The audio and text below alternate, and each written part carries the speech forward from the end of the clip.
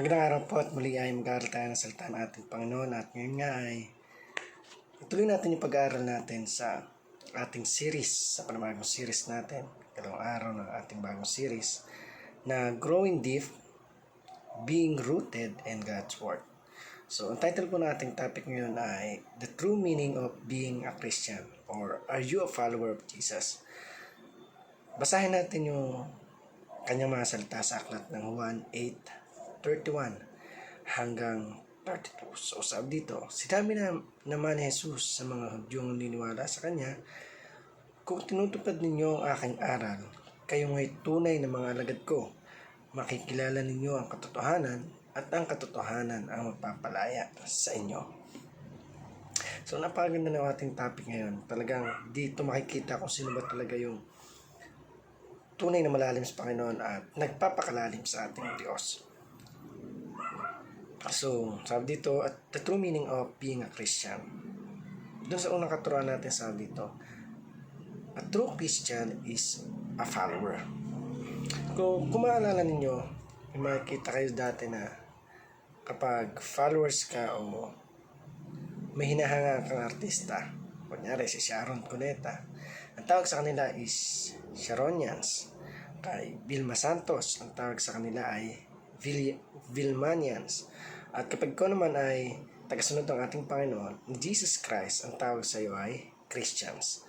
So, saan ba tayo doon? So, sabi dito, a true Christian is a follower. So, sabihin, kung ikaw ay tunay na tagasunod ng ating Panginoon Jesus, siyempre, kung ano yung turo niya o ano yung itinuturo niya, yun yung susundin natin. Yun yung matatawag na true Christian. So, kung ikaw naman ay followers ni na Sharon, Vilmanian, so ano man yung ginagawa nila, yun yung ina-adapt mo kasi yun yung mga sinusunod mo.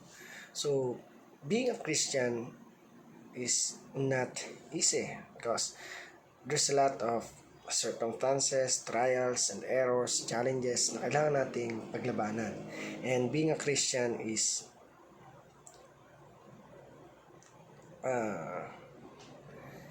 isang bagay na may pagmamalaki natin dahil ang pagiging Christian ay ang tunay na pagsunod sa ating Panginoon. So, be a true Christian or a follower of Jesus, of our Lord. Pangalawa, sabi dito, truth is a live experience.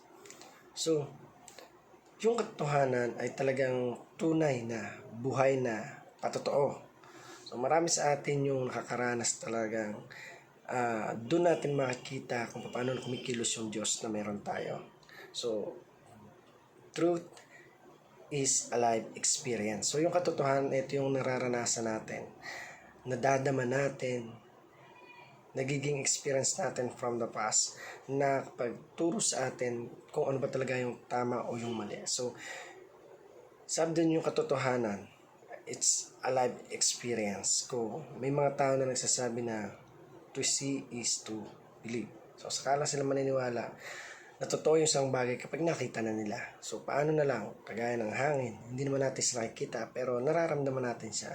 So, kagaya natin Panginoon, bagamat hindi natin siya nakikita personally, pero nararamdaman at nararanasan natin yung kanyang kalwalhatian at kadakilahan sa buhay ng bawat isa sa atin. Pangatlo, sabi dito, the truth gives freedom. So, yung katotohanan ang nagpapalaya sa atin.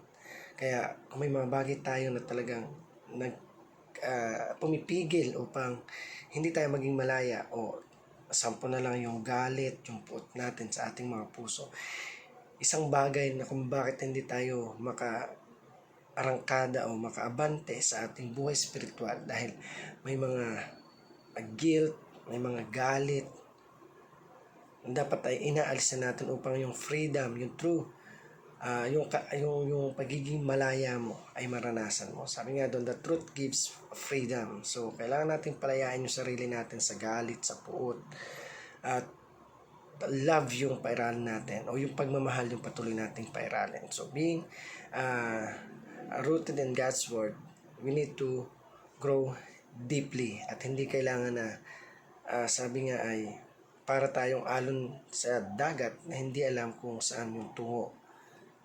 So, we need to to know kung ano bang pananampalataya na o ano estado na ng pananampalataya meron tayo.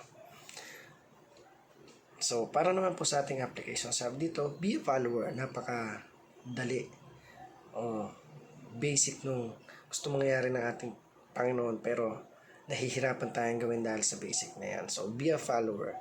Marami sa atin bilang mga Kristiyano na we all know that we are not perfect. At ang tanging ang Panginoon, Jesus lang ang perfecto, ang Diyos lang ang perfecto. At itinuturo lang sa atin dito na talagang maging tama dapat yung ifa-follow natin. Hindi yung mga artista, kapwa natin mga tao lang, kundi si Jesus Christ na nag-save ng buhay ng bawat isa sa atin sa pamamagitan ng ating Panginoon. Si Jesus Christ na nagbigay sa atin ng tunay na pagmamahal, na kaligayahan, na hindi may ibigay ng anumang bagay na mayroon dito sa sanlibutan o kaibigan na mayroon tayo dito sa sanlibutan. So, be a follower of Jesus Christ.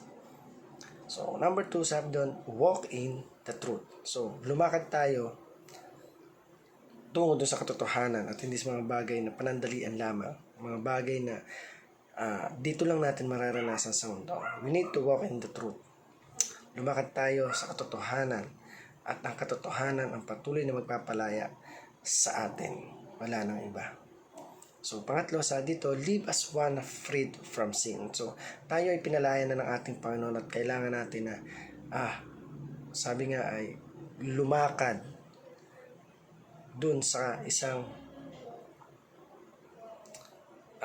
tamang landasin ng dulo o ang kahihinat na natin ay kaligayahan na nagmumula sa ating Panginoon.